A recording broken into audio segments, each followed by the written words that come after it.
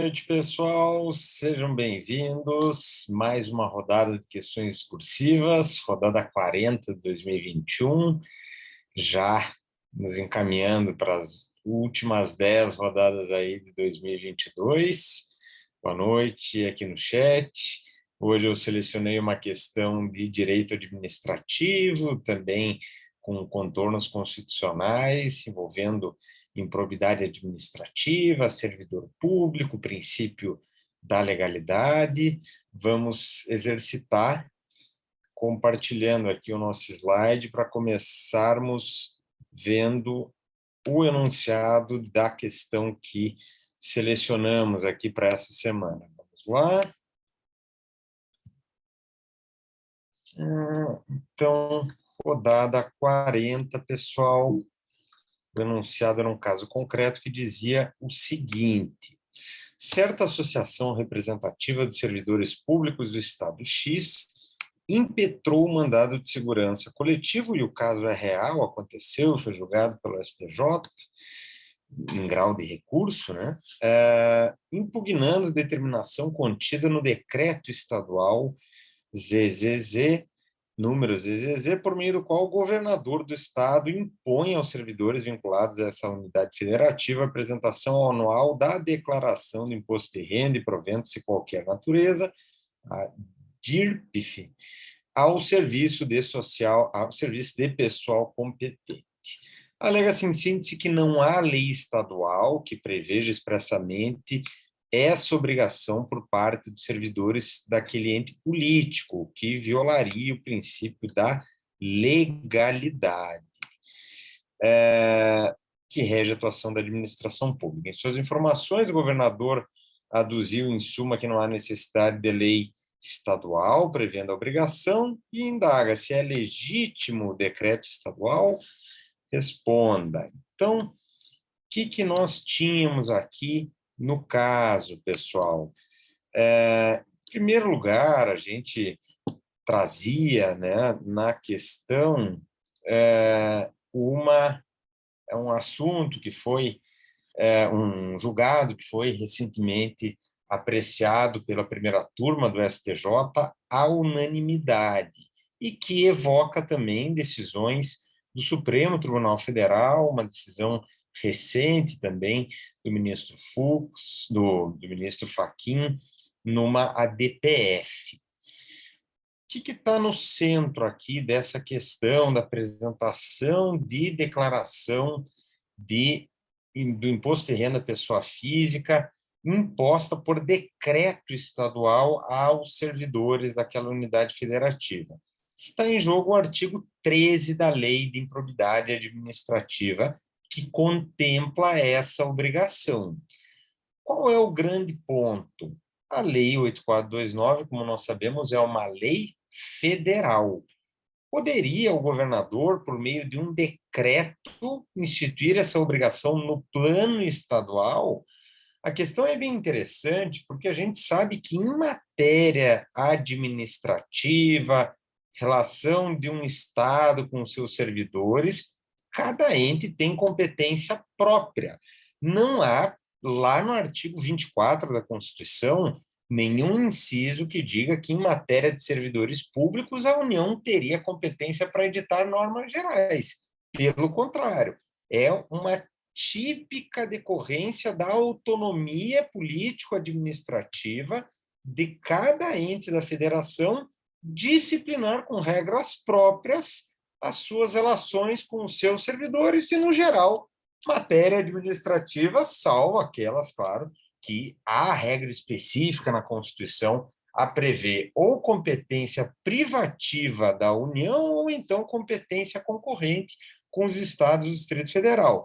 Então, por exemplo, em matéria de desapropriações, a União tem competência privativa. Em matéria de requisições, a União tem competência privativa. Mas em matéria de regime jurídico de servidores públicos, nós não temos previsão como competência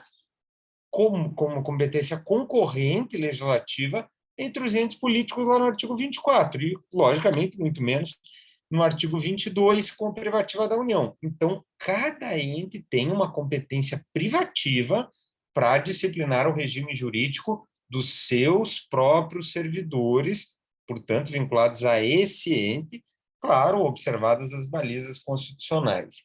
Se nós olharmos, a bem da verdade, a própria improbidade administrativa, ela não está nem no 22 nem no 24. A improbidade, ela é tratada, no entanto, pela União, pela Lei 8429, por uma interpretação de que é uma matéria de competência da União, por quê? Sobretudo na questão processual, né? Direito processual civil e a ação de improbidade administrativa é uma ação que se cinge ali ao regime processual civil, é de competência privativa da União, artigo 22, inciso 1º. Mas, no geral, a improbidade administrativa em si, todos os entes devem combater. Então, aí vem a dúvida, né? O artigo 13, ele não cuida diretamente da definição de um ato de improbidade administrativa, não cuida da ação de improbidade, simplesmente prevê a obrigação do servidor de entregar declaração de imposto de renda. Vamos ver o que mudou agora com a Lei 14.230, foi ela que deixou explícito que é declaração de imposto de renda pessoa física, para fins de posse, anualmente também renovando essa declaração. Então, a dúvida é bastante pertinente, se não é caso que nós teríamos aqui uma regra tipicamente federal para os servidores federais, e cada estado e cada município disciplinaria o regime jurídico dos seus servidores. Essa, então, é a grande polêmica, né? O artigo 13 é uma norma aplicável a todos os entes ou é uma norma federal e cada ente disciplina a sua matéria? Disciplina o seu regime jurídico, disciplina a matéria no seu âmbito. Vejam que, se for uma obrigação para servidores federais, com, portanto, status ali de lei federal e não de lei nacional, o decreto do governador não tem amparo em lei, porque não tem previsão para regulamento no âmbito estadual de uma regra que seria tipicamente federal. Então, esses são os contornos do debate. A Lei 14.230 mexeu no artigo 13 da Lei de Improbidade. No entanto, desde o seu advento, nós já tínhamos essa previsão.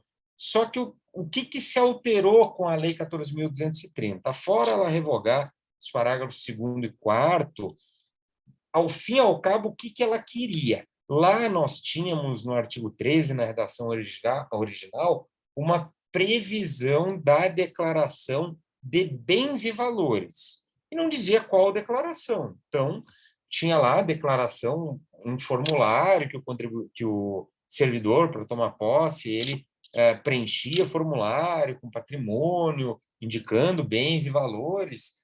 Em outros locais, cobravam a apresentação da declaração de imposto de renda. Inclusive, nós tínhamos aqui, no parágrafo 4º da lei, exatamente uma faculdade de a declaração de imposto de renda substituir essa declaração de bens e valores. Agora, o que o legislador fez? Ele previu o dever de apresentação da declaração anual do imposto de renda. Ponto. Facilitou as coisas. Todo servidor vai estar obrigado a apresentar essa declaração, então, muito melhor do que cada órgão adotar um formulário. Não, apresenta a declaração do imposto de renda, que é completa, que traz esses elementos, né? Isso já ocorria mesmo antes da Lei 14.230, porque era facultado. Em muitos locais era já o que acontecia. Por exemplo, né, no Judiciário Federal, a gente apresenta todo ano a declaração de imposto de renda, né, para atender essa obrigação legal. E agora, né, a Lei 14.230 não mexeu na essência dessa obrigação. Ela só mexeu sobre o fato de poder ter dois tipos de declaração ou simplificando com a declaração de imposto de renda como ela fizera.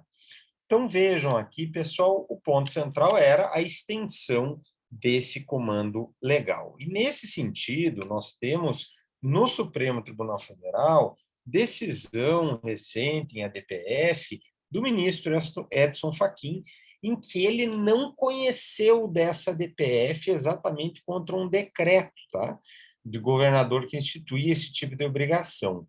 Por que ele não conheceu? Porque ele entendeu que o problema é de legalidade, não é um problema de violação direta à Constituição, e a DPF, portanto, não se prestaria a isso, já que ela compõe também um sistema de ações voltadas ao controle de constitucionalidade. E, por outro lado, o princípio que nós temos, né, da subsidiariedade para ajuizamento da DPF. Há outros mecanismos que são eficazes para sanar a suposta lesividade, é um preceito fundamental, que no caso é o princípio da legalidade. E aí, para ele chegar a essa conclusão, ele partiu exatamente da premissa de que o decreto estaria regulamentando o artigo 13 da Lei 8429, porque é sim uma norma de abrangência nacional e dispensa, portanto, que essa obrigação seja instituída por leis locais.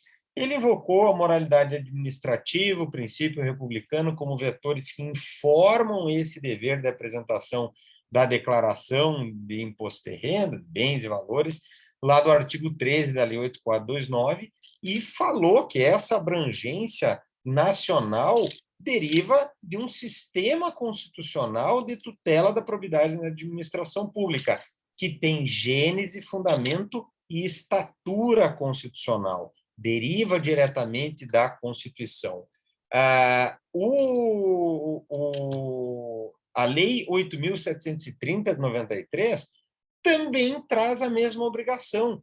Já na época, e aí fala dos cargos, empregos e funções do Executivo, Legislativo e Judiciário, e expressamente contempla que isso alcance estados, Distrito Federal e municípios. Então, ainda temos uma outra regra que reforça o que vem dito no artigo 13 da Lei 8429.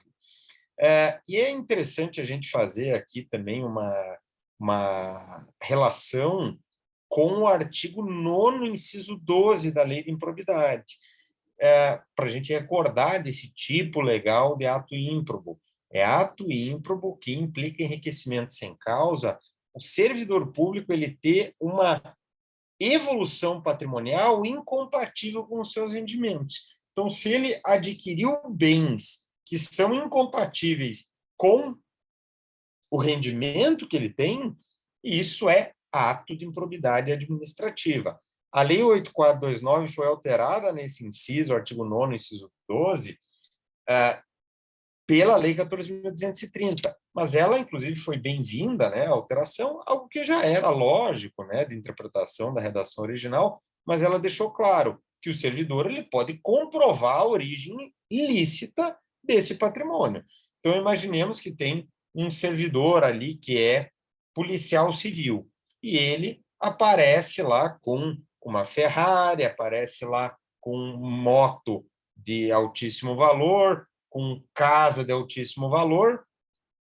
Tem problema em si? Tem, se ele não demonstrar origem ilícita, porque a renda dele, logicamente, não permitiria essa compra. Mas se ele comprova que ele recebeu uma herança do pai dele, que a esposa dele ganhou uma herança, ou então a esposa dele é empresária e tem altos rendimentos, enfim, ele pode comprovar a origem ilícita, isso que a Lei 8429, na nova redação da 14.230, deixou claro. Não estava antes na redação original, mas já era algo absolutamente lógico e interpretado, né, à luz dessa redação primitiva. Então, vejam que a apresentação anual, não só na posse, mas também anualmente dessa declaração, eu mesmo, por exemplo, na magistratura federal, a gente autoriza a própria administração, a própria corregedoria, a ela, eu, para não ter que mandar todo ano, né? Tu tem a opção, tem gente que não gosta disso, mas eu confio na administração, tu pode, de próprio punho, autorizar a corregedoria a ela obter diretamente na Receita. Então, tem uma previsão em que tu autoriza. Então, nem me preocupo com isso. Antigamente não tinha, todo ano tinha que mandar. Aí tem colega que, né, que diz, deixa lá essa autorização. Sim, mas tu vai mandar, e aí isso pode circular também, se tiver alguém de má fé cometendo lá uma ilegalidade, um ato eventualmente até ímprobo, né? Mas, enfim, sim, eu depois que colocaram essa possibilidade, eu assinei um termo, já nem me preocupo mais. Todo ano, minha declaração, eu sei que vai chegar lá no tribunal, e o objetivo é esse, que a administração possa verificar uma evolução patrimonial incompatível com os rendimentos do servidor. E aí vejam, né? É ato de improbidade que implica enriquecimento ilícito. Isso cai nas provas, tá? Porque a gente poderia pensar, só essa desproporção não é ato de improbidade. Está lá como ato de improbidade, que implica enriquecimento ilícito.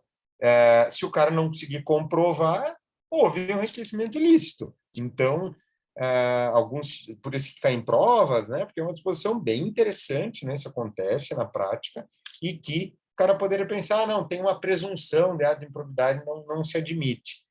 Mas, na verdade, há um enriquecimento ilícito se ele não comprova a licitude. Então, não precisa comprovar que ele ganhou propina de fulano, de ciclano. Basta essa desproporção, basta que ele tenha dolo, né, nesse enriquecimento, ou seja, que ele tinha conhecimento, que era do patrimônio dele. Isso, nesses casos, claro, vai ser fácil de evidenciar. Então, a conclusão aqui do ministro é que esse afastamento do caráter geral do artigo 13 da Lei de Improbidade é equivocado. E vale lembrar que a segunda turma do Supremo também tem precedente exatamente nessa mesma linha. E o STJ, recentemente, nos últimos informativos, trouxe julgado em que ele, julgando situação idêntica, ele também entendeu que não extrapola o poder regulamentar da administração ou os princípios que a regem decreto estadual que dispõe sobre o dever de agentes públicos disponibilizarem informações sobre bens e evolução patrimonial. Trouxe-se à baila exatamente esse entendimento do ministro Fachin na DPF 411, a disposição do artigo 13 da Lei de Improbidade, aquela lei que nós vimos também de 93, uma leizinha específica, e interessante que aqui, né, vale lembrar que a emenda 115, agora em 2022, incluiu como um direito fundamental a proteção dos dados pessoais, inclusive nos meios digitais, né? O artigo 5º, inciso 79 da Constituição. E o STJ lembrou da Lei Geral de Proteção de Dados Pessoais, para dizer, olha, ninguém está afirmando que o governador, por decreto, pode obter essas informações e dar publicidade.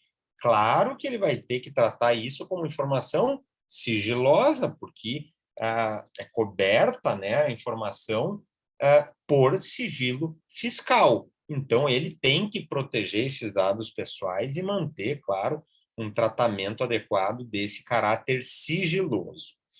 Então, essa era a questão e o que a gente tinha para abordar no exercício, né, para conseguir uma nota muito boa. Aplicando isso na nossa técnica de resolução de questões discursivas, vale lembrar, né, primeira etapa, uma leitura atenta, era importante aqui enxergar a ligação com a improbidade administrativa, que estava nas entrelinhas, né? Teve gente que tratou da matéria sob o ângulo tributário, falando de obrigação tributária acessória. Não há nenhuma obrigação tributária acessória, além, né, de a discussão chamar à tona a improbidade. Vejam que nunca poderia o Estado trazer, muito menos por decreto estadual, mas sequer por lei estadual, uma obrigação tributária acessória ligada ao imposto de renda pessoa física, né? Poderíamos até discutir, porque a receita é dele, mas não quer dizer que porque a receita é dele, ele tem a competência legislativa ligada ao imposto de renda, né? Quem institui o imposto de renda, prevê suas regras, é a União. Mas fato é que não se podia, em hipótese alguma, deixar de falar da improbidade administrativa, coisa que estava nas entrelinhas, e faz parte, né, da interpretação do caso e da própria análise que foi feita pelos tribunais superiores em torno da matéria, que foi ao redor da improbidade administrativa.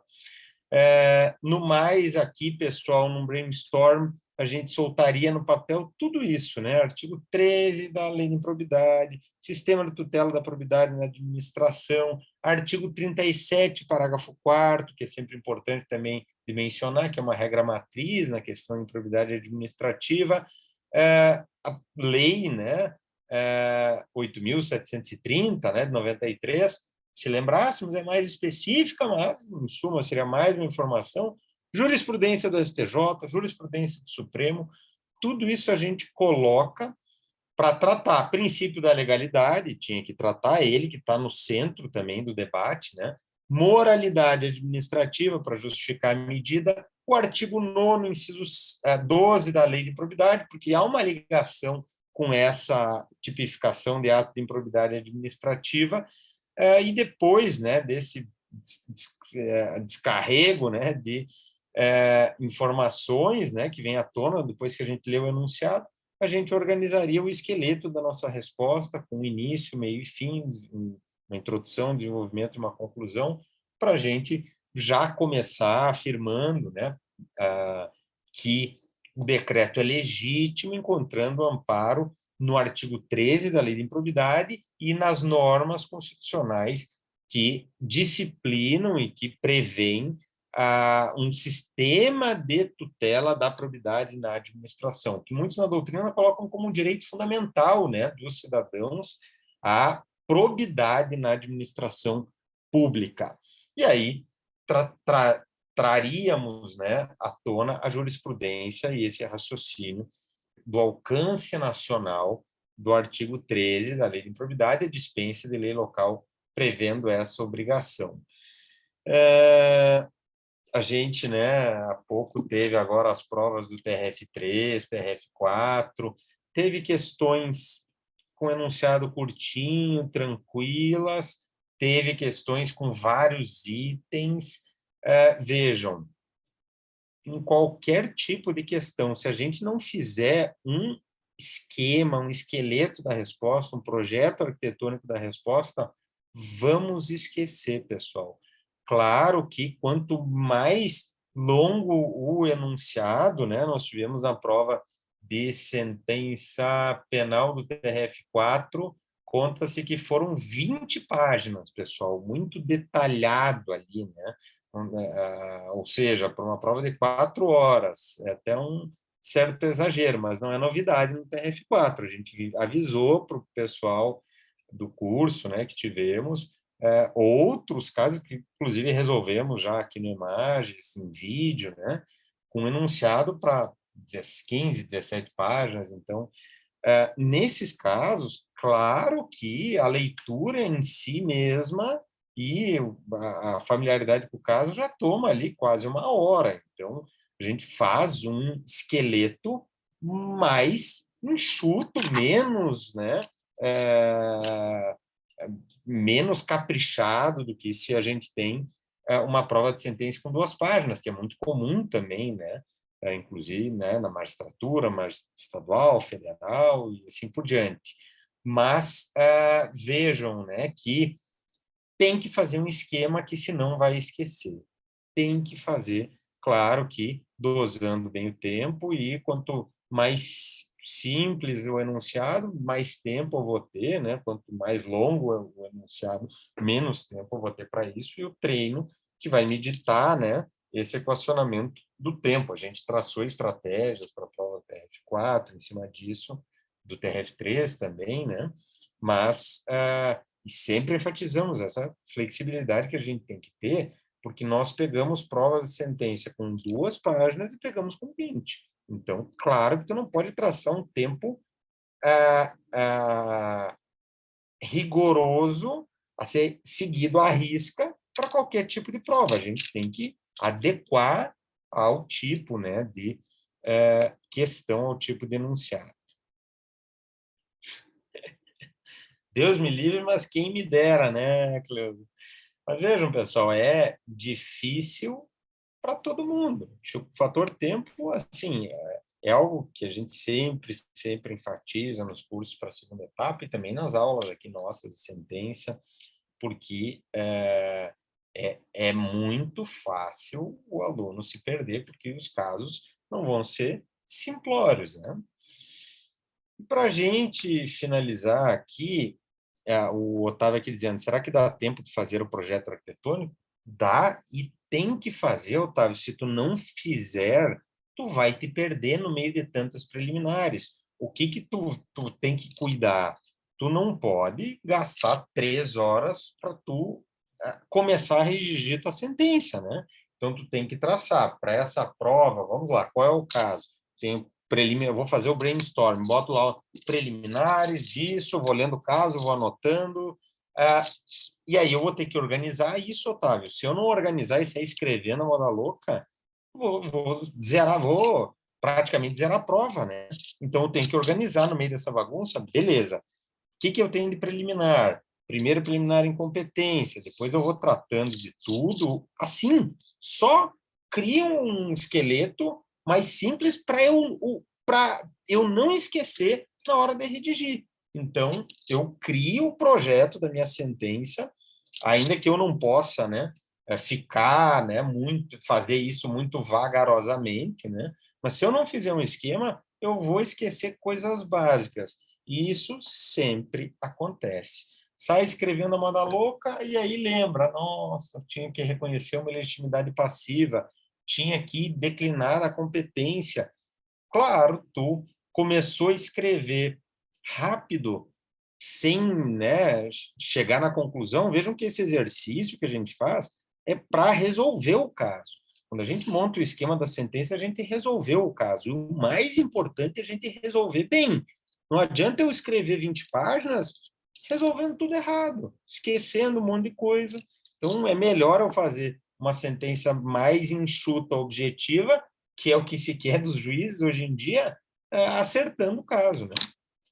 Acho que demora mais para responder se não fizer. Exatamente, Cleusa. Se tu sabe o que tem que fazer, ao fazer esse projeto, tu vai identificar melhor as preliminares que tu tem que acolher, o que não tem que acolher, e aí tu vai fazer a sentença na medida certa, né? Para a gente finalizar, pessoal, os erros mais frequentes que a gente sempre compartilha para aprendermos juntos, alunos que não citaram o artigo 13 da Lei da Improbidade, que estava no centro, né, da CELEUM, como a gente viu, alunos que não aludiram à recente jurisprudência do STJ e do STF na matéria, e alunos que reconheceram a ilegalidade do decreto. Muitos alunos foram na linha, ó, tem um decreto, instituiu uma obrigação, ninguém está obrigado a fazer ou deixar de fazer alguma coisa sem lei que o estabeleça, então é ilegal, princípio da legalidade. Mas não foi dessa forma que a jurisprudência resolveu o problema, pelo contrário, reconheceu a legitimidade dos decretos estaduais que caminham nessa direção. Também tivemos alunos, como eu disse, que abordaram sob um prisma tributário, que era equivocado, né? Não foi assim que a jurisprudência examinou, e ainda, né, sobre a questão da obrigação tributária acessória, é o ente que tem competência legislativa. O Estado não tem competência legislativa em matéria de imposto de renda, mesmo em relação aos seus servidores. Ele tem a receita integral, mas ele não tem competência legislativa.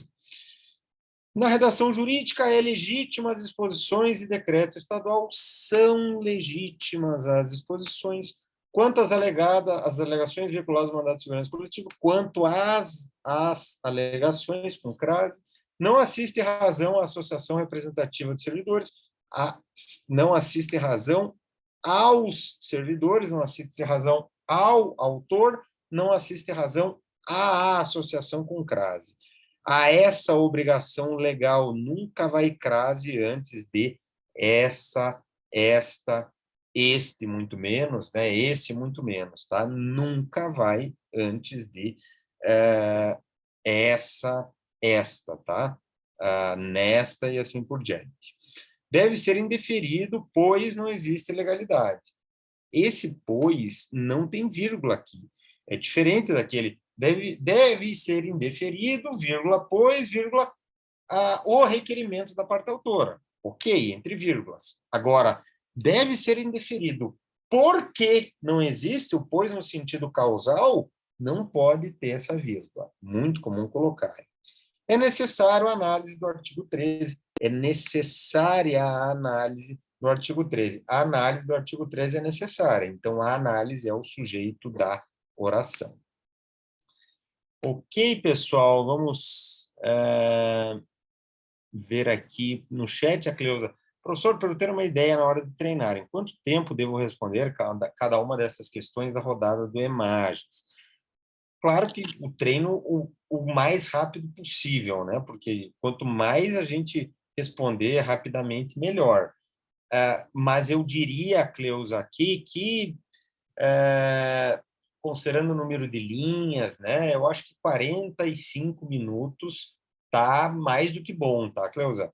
Numa prova, normalmente, a gente tem 4 questões para 4 horas. Então, normalmente, 1 hora para cada. Eu acho que em provas a gente tem, por vezes, mais longo espaço, 30 linhas, né? Às vezes até 60 linhas. Por isso que eu acho que para treinar ali, né?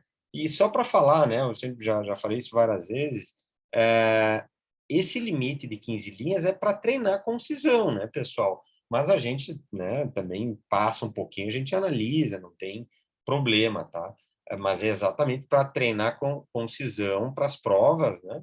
E aí, como eu disse, acho que 45 minutos tá mais do que bom, Cleusa. E às vezes até tenta começar a treinar para 40, para 35. Quanto mais rápido a gente fizer, melhor, né? E ainda mais considerando, às vezes, provas que tem 30 linhas para uma questão, mais difícil, mas tem também. Tem prova que não traz limite, né, para linha, e tem prova que traz 30, né, o mais comum até, digamos, né? Nas provas, a média também de 15 linhas, não, Otávio. Nas provas, eu diria que a média é de 30, tá? Tem prova que coloca menos, né? Coloca 20, 25, mas vejam que aqui no Imagens é por computador, né? Então, a digitação é pequena, tá, Otávio? Por isso que a gente fez um estudo uma vez para tentar, né, enxergar ali numa redação escrita. Então, 15 linhas digitadas ali no computador, isso varia também de acordo com a própria tela do aluno, é um pouco complexo, né? Mas dá, digamos, ali 25, 30 linhas numa resposta escrita à mão, né? E como eu disse, é mais uma indicação, porque senão tem gente que escreve um tratado, né? E aí não é o objetivo do treino, né?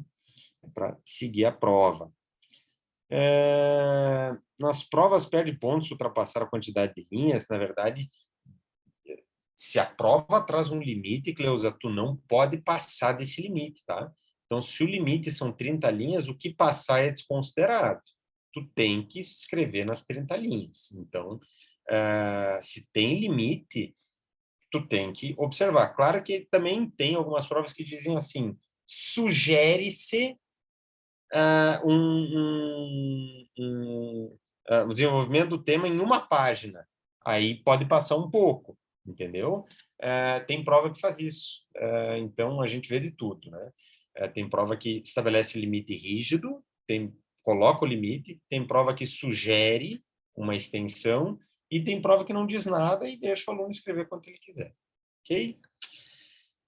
Então, pessoal, nós encerramos mais uma rodada. Amanhã nós vamos para uma rodada de sentença federal, que é uma ação, é a rodada 40, uma ação civil pública.